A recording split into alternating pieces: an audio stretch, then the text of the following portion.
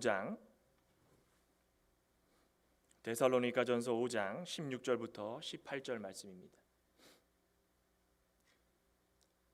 우리 다 알고 계시는 또 귀한 말씀인데 오늘 16절부터 18절까지 한 목소리로 함께 읽도록 하겠습니다. 데살로니가전서 5장 16절부터 18절까지 항상 기뻐하라, 쉬지 말고 기도하라, 범사에 감사하라.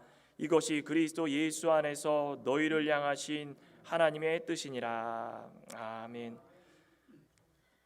기도하시겠습니다. 하나님 아버지 감사합니다. 부족한 종이 무엇이간데 이렇게 귀하고 복되이며 거룩한 자리에 세우셨는지요. 하나님의 말씀을 대언할 수 있는 귀한 기회를 주시고 말씀을 선포할 수 있는 은혜를 허락하신 하나님, 이 시간도 종의 입술에 기름 부어 사용하시기를 간절히 원합니다. 성령으로 말씀을 전하기를 원합니다. 사람의 생각이나 말을 전하기보다는 하나님의 생명의 말씀을 전하기를 원합니다. 살아계신 하나님의 말씀 전하기를 원합니다. 사람의 지식을 전하기를 원치 않습니다. 성령으로 말미암는 진리의 말씀을 전할 수 있도록 도와주시옵소서.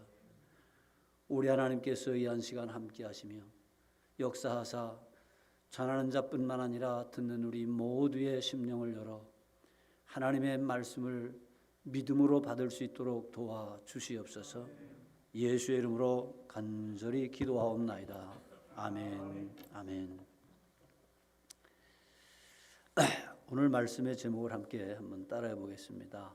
기독교회와 감사절. 한번 더 해봅시다. 기독교회와 감사절.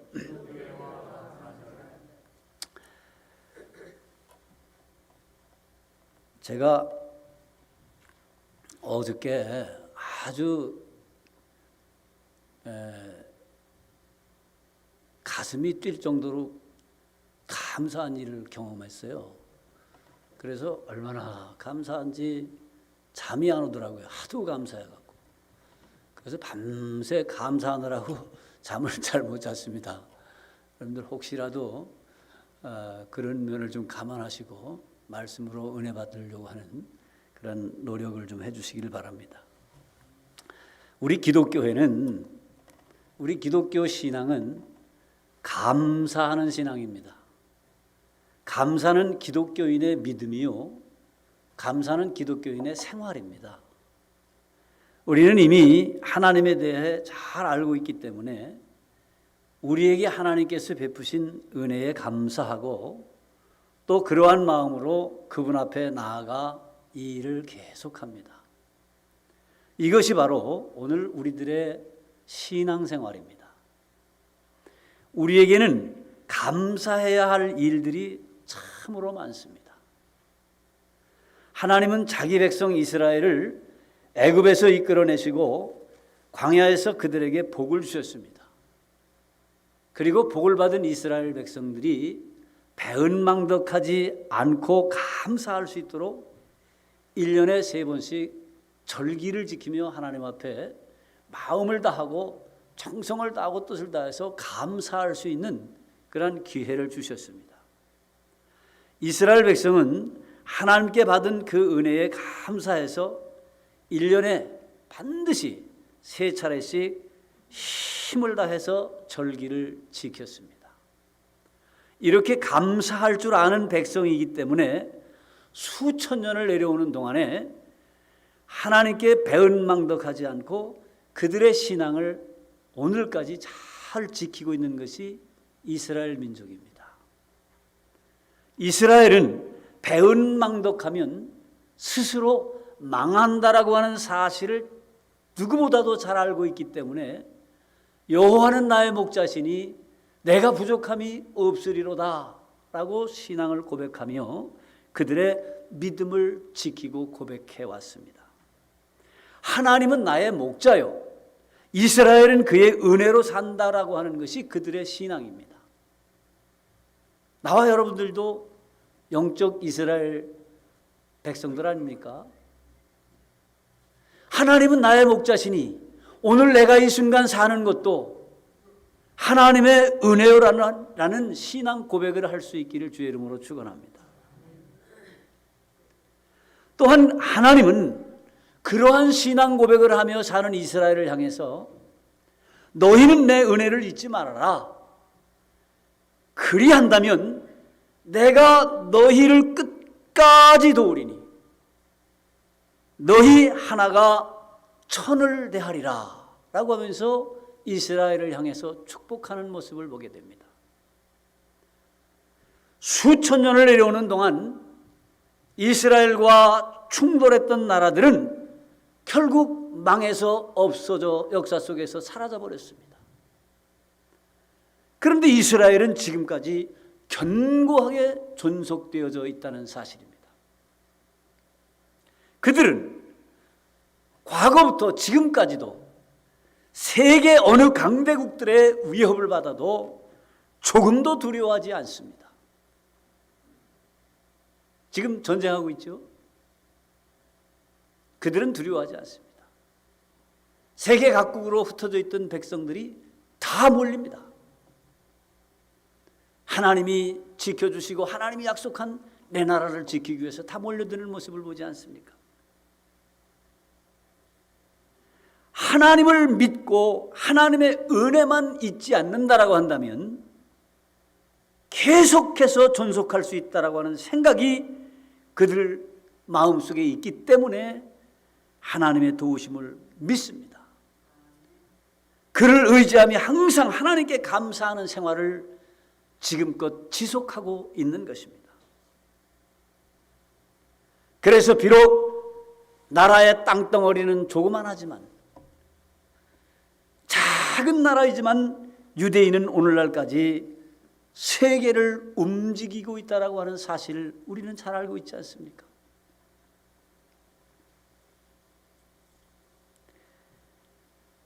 추수감사절은 본래 만물이 다 하나님의 것이라고 하는 사실을 고백하는 절기입니다. 가인과 아벨은 각각 농사를 짓고 양을 치는 자기의 직업이 있었습니다. 거기 방송실이요. 방송 이거 좀 조금 줄여줬으면 안 되겠어요. 굉장히 이게 신경이 쓰니 너무 크니까. 조금만 줄였어요. 예, 됐어요. 들리죠? 제 목소리. 예. 저한테 제 귀에 너무 크게 들리니까 너무 신경이 쓰이네. 됐습니다. 가인과 아벨은 각각 농사를 짓고 또 하나는 양을 치는 자기의 직업이 있었습니다. 가을이 되어서 가인은 농사를 지은 것으로 또는 아벨은 양으로 각각 하나님께 제사를 드렸습니다. 이것이 인간이 하나님께 드린 최초의 감사 예물입니다. 그런데 하나님께서 아벨의 제사는 연락을 하셨지만 가인의 제사는 연락지 않으셨다라고 하는데 문제가 있는 거예요. 히브리서 11장 4절을 보니까 하나님께서 왜 가인의 제물은 연락을 하지 아니하시고 아벨의 제물은 받으셨는가에 대해서 말씀을 하고 있습니다. 곧 아벨은 믿음으로 가인보다 나은 제사를 드렸다라고 이렇게 말씀을 합니다. 그러더니 요한일서 3장 12절에 가서는 이렇게 말씀을 합니다. 가인같이 하지 말라. 저는 악한 자에게 속하여 그 아우를 죽였으니 어찐 연고로 죽였느냐. 자기의 행위는 악하고 그 아우의 행위는 의로움이니라 라고 하는 말씀을 합니다. 답이 나오지 않았습니까?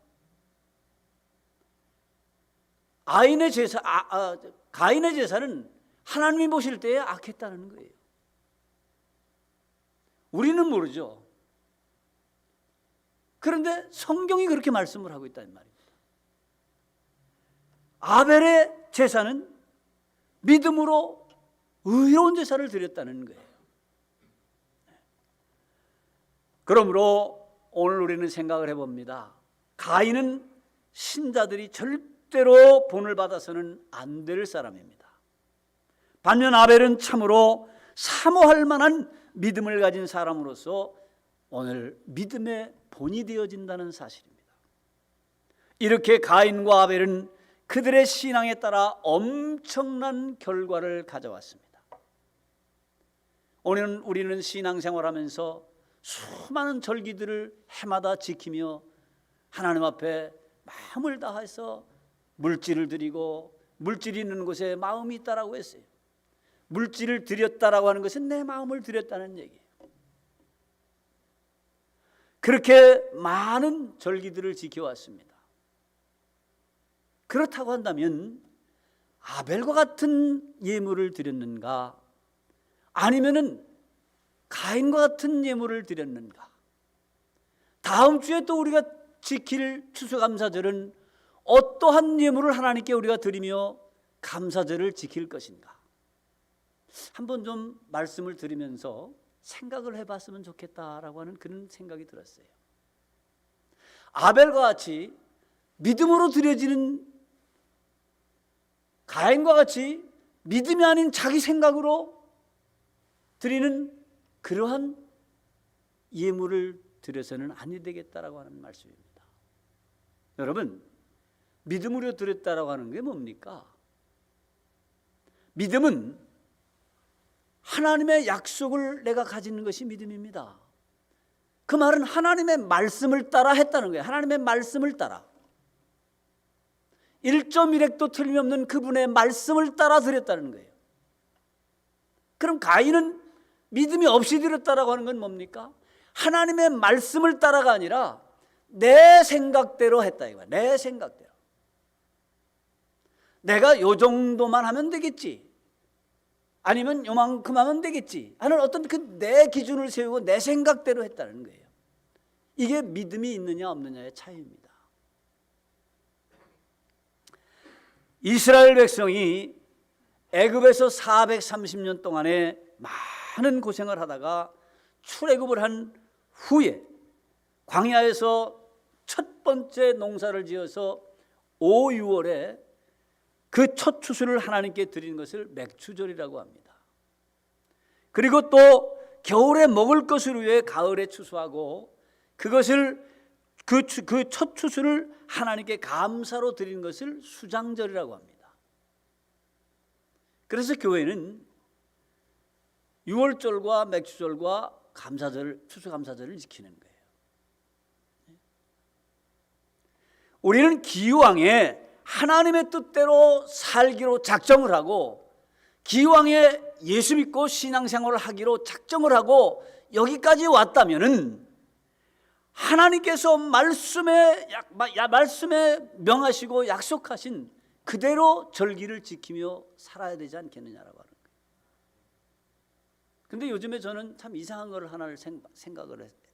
한 몇 년 전부터 계속 그러는데, 오늘날인가부터 맥추감사절이 없어서 사라져 버렸어요. 그렇죠? 요즘 맥추감사절 안 지키. 우리 창원교도 맥추감사절 안 지키대. 나는 목회할 때 반드시 맥추감사절 지켰어요. 왜? 하나님의 명령이기 때문에. 교인들이 감사절 어떻게 마음을 다했든 절했든 그건 상관없어. 목사가 강단에서 맥추감사절 지키도록 가르치고 해야죠. 모르겠어요. 이건 제 목회가 아닌지는 모르겠는데, 나는 성경대로 하잖아요. 성경대로. 많은 사람들이요, 요즘에 교단이 얼마나 많습니까? 기독교 교단이. 그 교단들이 뭐가 다르냐 이 말이에요. 교리의 차이점들이 있어요. 그렇죠? 교리의 차이점들이. 그리고 교리라고 하는 것은 어디서 발췌했습니까? 학문으로 만들어냈습니까? 성경에서 뽑아낸 거예요. 어떻게? 자기들의 취향에 맞게끔 취사 선택을 한 거예요. 그래서 만들어낸 게 교리들이에요. 그래서 감리교 교리가 틀리고 장로교 교리가 틀리고 비슷해요. 다 비슷한데 약간씩 틀린 점이 있어요. 예? 장로교에서 이 교단 저 교단 다 교단이 수없이 100가지 파가 넘는 교단이 다 달라요. 근데 왜 그렇게 했냐 이 말이에요. 왜 성경에서 자기에게 필요한 것만을 취사 선택해가지고 이것이 옳다라고 주장을 하고 있냐 이 말이죠.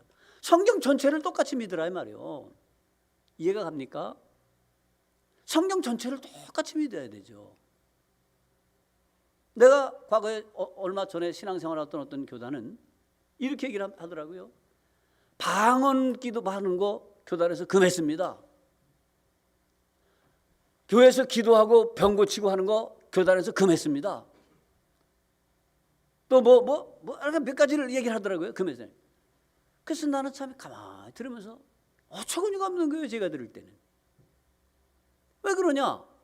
아니 성경에 예수님께서 하라 그러고 성경에서 하라는데 아니 우리 성경을 따라가야지 교단에서 하지 말랬다고 안 따라가면 그게 교인이고 그게 교회입니까?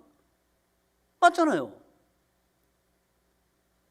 너무나 터무니없는 짓들을 잘하고 있어요.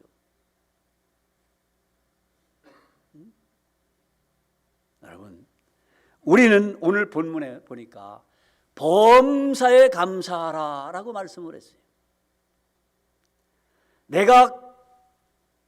내 육체가 기분이 좋을 때만 감사하는 것이 아니라 기분이 나쁠 때도 감사하고 문제가 생겼을 때도 감사하고 좋은 일이 있을 때만 감사하는 것이 아니라 어려움이 있을 때도 감사하고 병들었어도 감사하고 어떤 상황 속에서도 감사하라는 것이 범사에 감사하라는 말씀입니다. 하나님은 분명히 범사에 감사하라 했는데 나는 안 그래. 나는 조금만 기분 나쁘면 팩 해가지고 돌아서서 말이야 삐지고 저쪽으로 가고 말이야 이쪽으로 가고 말이야. 그러지 않습니까? 그건 우리는 제대로 된 신앙생활을 하는 게 아닙니다. 제대로 되는 신앙생활은 말씀대로 가는 거예요. 말씀대로. 물론 인간이기 때문에 순간 그렇게 팩 할 수는 있어요. 그러나 아이고 이건 내가 잘못했네 바로 돌이키고 회개할 수 있는 믿음을 가질 수 있어야 되겠죠. 범사에 감사하라 그러시더니 뭐라 그래요? 그 다음에 이는 뭐라 그랬어요? 우리를 향하신 하나님의 뜻이라는 거예요. 그 말을 바꿔서 얘기하면 어떻게 말할 수 있느냐? 감사하는 생활이 곧 하나님의 뜻이라는 거예요. 감사하며 사는 생활이 하나님의 뜻이라는 거예요. 우리가 11월에 추수감사절을 지내는데 감사는 이날 하루만 하는 것이 감사가 아닙니다. 지나온 1년 동안 하나님께서 내게 베푸신 은혜를 감사하고 지난 것을 감사하고 여기서 끝나는 게 아니에요. 앞으로 돌아오는 해에도 내 인생 육체가 끝나는 그날까지 계속 맞이할 그 해마다 그 순간순간마다 계속해서 내게 주실 하나님의 은혜에 대해서 감사하라는 거예요. 그게 감사절의 의미입니다. 제가 몇 년 전에 어느 분들을 성경부를 지도를 했었어요. 그래서 이 감사절에 대한 얘기를 하다가 이 말씀을 했어요. 그랬더니 어떤 권사님이 대대로 신앙생활하고 할아버지 때부터 중조 할아버지 때부터 장로님을 하신 그런 집안이에요. 그들도 아주 열심히 해요. 근데 그 어떤 권사님이 연세도 많이 드셨는데 그래요 나한테 목사님 저는 오늘 처음 알은 게 있습니다. 뭘 처음 알았습니까? 그랬더니 감사는 지나온 거를 감사해서 지금까지 지내온 것 하면서 지나온 것만 감사하는 건 줄 알았대요 자기는. 그래서 늘 그렇게 생각하고 그렇게만 배워갖고 그렇게만 생각하고 그래서 감사절만 되면 지난 한 해 동안도 이렇게 지켜줬구나 하면서 그것만을 위해서 감사를 했는데 목사님 말씀 지금 공부하다 보니까 감사는 앞으로 다가올 것을 위해서도 하는 것이 감사네요. 그건 처음 알았다는 거예요 그분이. 근데 대부분 교인들이 그렇게 하는 경우들이 많아요. 지금까지 지내온 과거만 지금까지 1년 동안 지켜주고 건강 지켜주시고 자식들 지켜주시고 장사 잘 되게 해주시고 여기까지 해주신 그분께 감사합니다 라고 하는 것이 추수감사절인 줄로 안다 이 말이에요. 근데 신명기 16장 15절에 보면 앞으로 주실 것에 대해서도 감사하라는 거예요. 그 감사의 의미는 그런 의미가 같이 담겨져 있어요. 그리고 신명기 16장 16절에 보면 뭐라고 얘기하느냐, 네 하나님 여호와의 택하신 곳에서 여호와께 보이되 공수로 하나님께 보이지 말라라고 이렇게 말씀을 했어요. 이는 하나님의 명령입니다. 명령이에요. 명령은 지켜도 되고 안 지켜도 되는 게 아니에요. 무조건 순종하는 것이 명령입니다. 하나님께 감사하는 자는 빈손으로 나오지 말라라고 하나님이 명령을 하셨다 이 말입니다. 시편 150편 6절에 보면 호흡이 있는 자마다 하나님을 찬양하라 라고 하는 말씀이 있습니다. 이 말씀 무슨 말씀 같습니까? 생명이 있다라고 하는 것이 하나님 앞에 감사한 일이라고 하는 것을 말씀하고 있는 거예요. 생명이 있으면 항상 감사하라는 거예요. 자기 생명을 사랑하지 않는 자는 불신자입니다. 기독교의 신앙은 생명을 영원토록 가지려고 하는 것이 기독교의 신앙입니다. 생명에 대한 애착을 가진 것이 기독교의 신앙입니다. 이런 사람이 예수를 믿는 사람입니다. 그래서 예수 믿는 사람이 자살하잖아요. 그건 신앙이 원래부터 없던 사람이에요. 예수를 믿는 신앙은 생명에 애착을 갖는 거예요. 무슨 생명에? 영생에 대한 애착을 갖는다 이 말이에요. 무슨 생명에? 예수의 생명에 대한 애착을 갖는 것이 기독교의 신앙관이에요.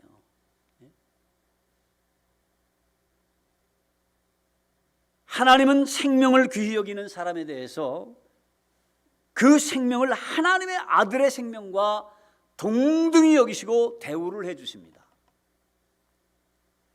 생명을 사랑하는 자를 하나님의 아들을 십자가에 못 박아 희생시키시면서까지 보호해 주시겠다라고 하는 것이 하나님의 뜻이라 이 말이에요. 이 얼마나 감사한 일이 아니겠습니까? 우리는 하나님께 정말 감사해야 됩니다. 만약 우리에게 예수가 없었더라면 나와 여러분은 지금 어떻게 살아가고 있겠습니까? 마귀의 종로로 타면서 제멋대로 자행자지하며 살고 있을 거 아닙니까? 사랑하는 성도 여러분, 어떤 사람에게 3명의 아주 절친한 친구가 있었습니다. 그래서 이 친구가 이 3명의 친구에게 한 사람 물어봤어요. 자네는 나와 영원히 변치 않고 의리를 지키겠는가? 라고 물어봤어요. 그랬더니 그 첫 번째 친구가 이렇게 대답을 합니다. 그걸 말이라고 하나? 나는 자네의 목숨이 끝나는 그 순간까지 내가 함께 하겠네. 의리를 지키고 함께 하겠네. 또 다음 친구에게 똑같이 물어봤어요. 그랬더니 이 친구도 이렇게 대답을 합니다. 나는 당신이 자네가 목숨이 끊어져서 무덤에 들어가 묻히는 그 순간까지 내 무덤까지 같이 가겠네. 이러면서 대답을 했습니다. 그래서 세 번째 친구는 어떤 대답을 할까 하고 또 물어봤어요. 그랬더니 세 번째 친구는 나는 당신이 목숨이 끝나고 무덤까지 가고 난 그 이후에도 영원히 아주 영원까지 당신과 함께 하겠네. 이렇게 대답을 했습니다. 여기서 첫 번째 친구는 뭘 의미하는 것 같습니까? 물질입니다. 물질. 우리가 이 물질을 얼마나 사랑합니까? 왜요? 필요하니까. 물질 사랑하는 것에 대해서 뭐라고 하는 건 아닙니다. 이 물질을 갖기 위해서 정신없이 잠도 제대로 못 자고 몸도 제대로 돌보지 못하고 애를 쓰고 수고하며 몸부림쳐며 일생 동안 모으고 긁어 모아서 쌓고 쌓아서 쌓아놓았는데 이 물질이라고 하는 친구는 말이에요. 그 주인이 목숨이 딱 끊어지니까 인정사정 볼 거 없습니다. 싹 돌아서서 죽었니? 죽었구나. 싹 돌아서는 겁니다. 이게 물질이라고 하는 친구입니다. 그렇지 않습니까? 그럼 두 번째 친구는 누구를 의미합니까? 가족이나 친척들을 말하는 겁니다. 가족이나 친척도 아무리 뭐 사랑하고 어쩌고 저쩌고 해도 무덤까지밖에 못 따라갑니다. 전에 어떤 이런 얘기를 들은 적이 있어요. 어느 목사님이 장례를 치르는데 그 아내가 남편을 사랑을 했는지 너무 사랑을 했다는 거예요. 그러니까 이 남편을 장사 지내고 이제 가서 땅을 파고 묻잖아요. 우리 이제 한국식이 그렇잖아요. 묻잖아요. 안 묻는데 이 아내가 여보 나를 두고 당신 혼자 가면 어떡해요? 나는 당신 없이 어떻게 삽니까? 하면서 그냥 애절하게 울면서 나도 같이 가자고 하면서 그 무덤에 관을 이렇게 놓고 흙으로 덮을 차례인데 그냥 그 속으로 무덤 속으로 뛰어들어가 그건 나도 같이 간다고 막 하면서 그러더라는 거예요. 그 사람들이 이러시면 안 됩니다. 나오시라고 말려도 말을 안 듣고 그러더래요. 그러니까 거기 있던 어떤 산 사람이 삽으로 흙을 훅 떠가지고 훅 뿌려버렸대. 그 안 나오는 그 아내한테 흙을 확 뿌리니까 정신을 번쩍 차려야 돼. 또 한 사람이 훅 뿌리니까 그냥 나오려고 정신없지 막 허우적허우적하면서 막 나오려고 그러더라는 겁니다. 그 모습을 보면서 얼마나 웃었는지 모른다라고 하면서 그러면서 그 얘기를 해요. 아무리 내 아내가 내 남편이 사랑스럽고 내 자식이 내 식구들이 내 친척이 아무리 그렇다 할지라도 무덤까지밖에 못 간다 이 말입니다. 같이 갈 수가 없는 거예요. 그럼 세 번째는 무엇을 의미하는지 잘 아시겠죠? 얘기 안 해도 알겠죠? 따라합시다. 세 번째 친구는 크게 한번 더. 세 번째 친구는 예수 그리스도입니다. 예수 그리스도를 말하는 거예요. 예수 그분은 나를 위해 십자가를 진 것도 모자라서 내가 죽고 난 이후에 나와 영원히 아주 영원까지 함께 하시겠다고 약속을 하고 우리를 기다리시는 분이십니다. 할렐루야. 요한복음 15장 13절에 보니까 사람이 친구를 위하여 자기 목숨을 버리면 이에서 더 큰 사랑이 없나니 그랬어요.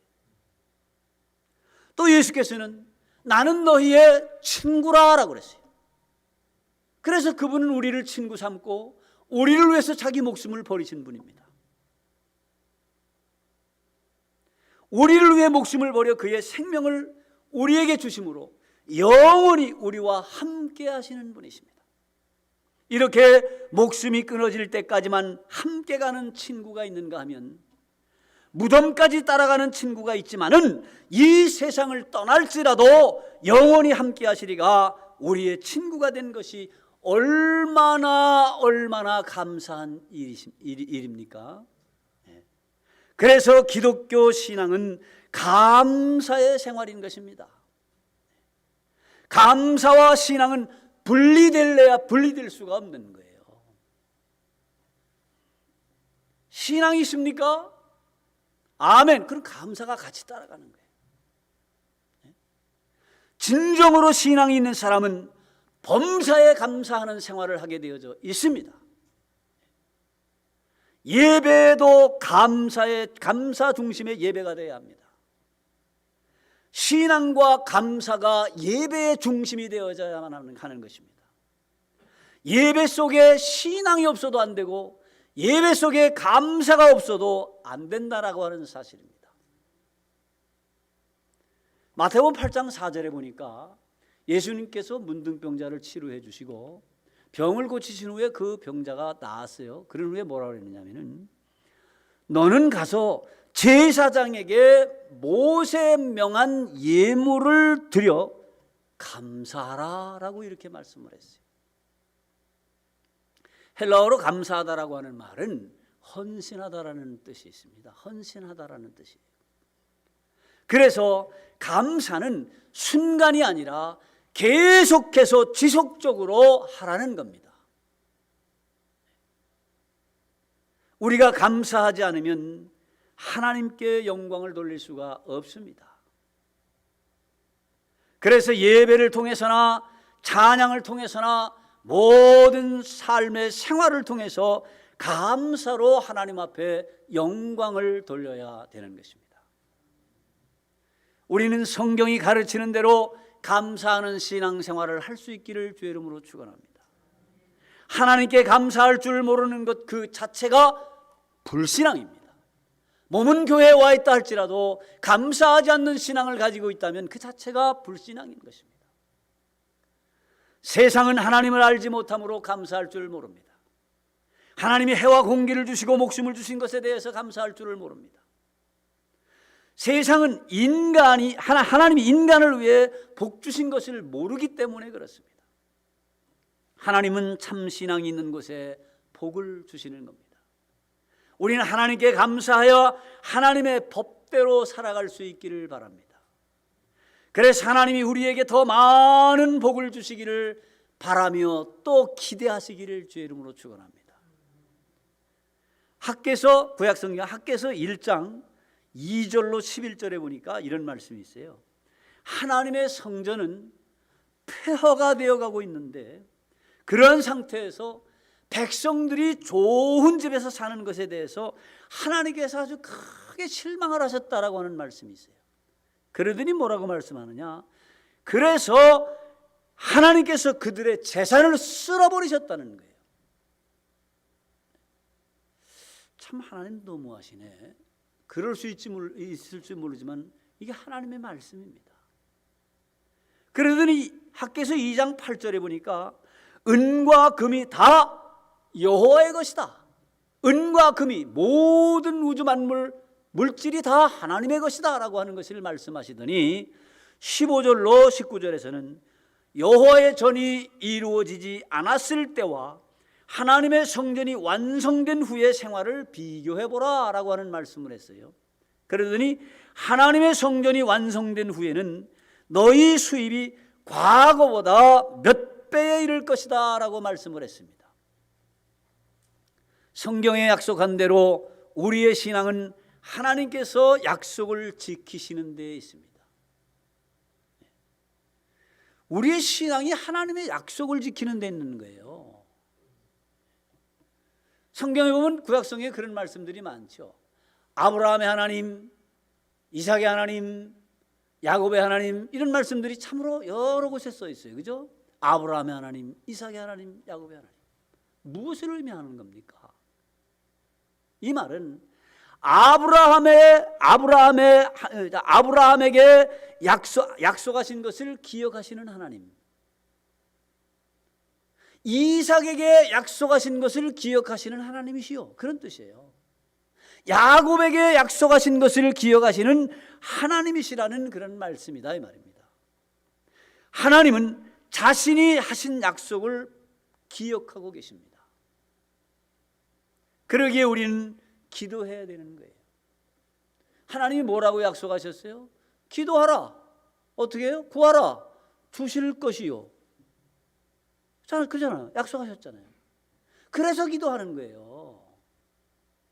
옛날 우리가 무속신앙에서 장독대에 물 떠놓고 비나이다 싹싹 비나이다 뭐 이런 것이 아니고 약속이 있기 때문에 기도하는 거다. 약속이 있기 때문에.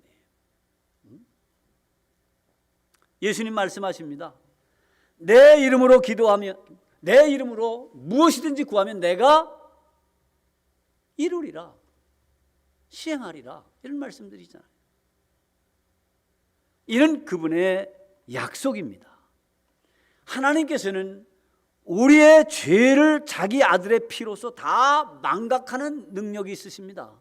그렇지만은 하나님의 망각의 능력이 있지만은 그렇지만 인간을 위해 베푸신 그분의 약속은 반드시 지키시는 분입니다.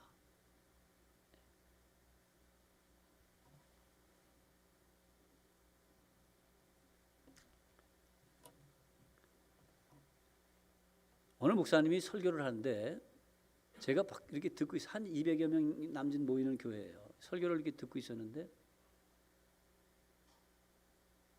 그 어떤 목사님을 비판하려고 하는 건 아니에요. 여러분들 이해를 하세요. 너무 실망을 하는 생각이 나갖고 갑자기 생각이 났어요. 아프리카 단기 선교를 갔답니다. 그 선교를 하는데 거기 이제 원래 있던 선교사가 있지 않습니까? 본래 가 있던 선교사가. 그분이 그러더라는 거예요. 목사님, 이제 그 단기 선교 갔던 목사님, 내일 무슨 중요한 일을 어디서 해야 되는데 지금 비가 올라 그러고 비가 이제 온다고 뭐 이렇게 있고 비가 지금 찔끔찔끔 오고 비가 오고 있는데 비 좀 안 오게 좀 이렇게 아니 참 거꾸로 얘기했구나. 거꾸로 얘기했어. 비가 꼭 와야 돼. 너무 가물어가지고 비가 꼭 와야 되는데 올떨 말듯 하면서 자꾸 비가 안 오고 그런다고 목사님 기도 좀 해주세요. 목사님이 기도하면 비가 꼭 올 것 같습니다. 그러면서 거기 현지에 있는 선교사님이 파송되신 선교사님이 그러더라는 거예요. 그러면서 뭐냐면 그래서 내가 기도할게 안 할게 그렇게 얘기를 하면서 뭐라 하냐면은 아니 생각해 보라고. 여태까지 가물어서 안 오던 저기가 내가 기도 한번 했다 그래서 비가 싹 쏟아질 것 같으면 그게 되겠냐고. 그래서 나는 기도를 안 해줬다는 거예요. 근데 기도는 하긴 했는데 건성건성 이렇게 했는데 그래서 어디 갔다 이렇게 와 보니까 비가 조금 왔다 그러더래. 조금 왔다 그러더래. 그러면서 그런 얘기를 이렇게 하는데 나는 뒤에 앉았다가 너무 실망이 되는 거예요. 너무 마음이 아프더라고요. 어떻게 목사님이 강단에서 저런 얘기를 할 수가 있을까? 그럼 저 목사님은 뭘 믿고 있는 건가? 여러분 우리 성경을 믿고 있는 거 아니에요? 성경에 성경에 하나님께서 구하라고 하시면 주실 것이라고 했으니까 비를 오게 하고 안 오게 하는 게 지 맘대로 하는 거 아니잖아요. 여기 있는 목사 맘대로 하는 거 아니잖아요. 목사님 강단에서 교인들을 축복하는 거 목사님이 내가 축복하면 너희들이 복 받고 내가 안 하면 안 받고 그래서 합니까? 아니잖아요. 하나님이 하라고 하셨으니까 하는 거잖아요.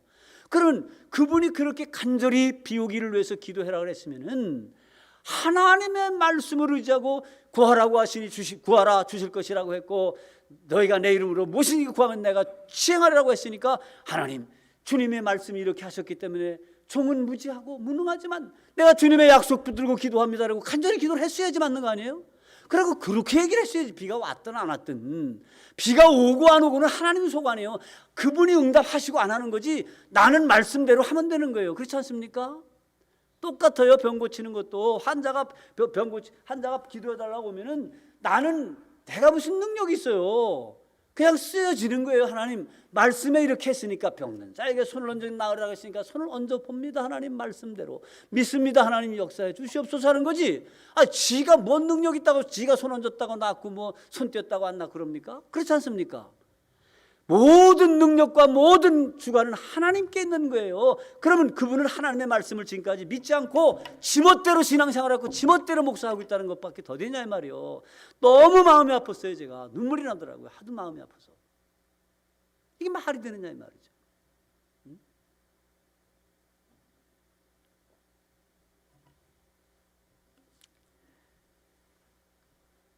여러분 이렇게 하나님께서는 당신이 하신 약속을 기억하게 하시고 또 약속을 지키시는 하나님은 우리에게 물질뿐만 아니라 건강뿐만 아니라 이보다 더 어마어마하게 큰 부활과 영원한 생명인 영생도 약속하셨다는 사실입니다. 아멘. 이 사실을 믿고 있지 않습니까? 겨우 이 땅에서 몇십 년 사는 동안에 가지고 있는 물질 때문에 감사합니까? 아니요. 영원히 죽음 가운데서 우리를 부활시키시고 영원한 생명을 주실 그분께 감사하지 않을 수가 없는 겁니다. 그것 때문에 우리가 예수 믿는 거 아닙니까?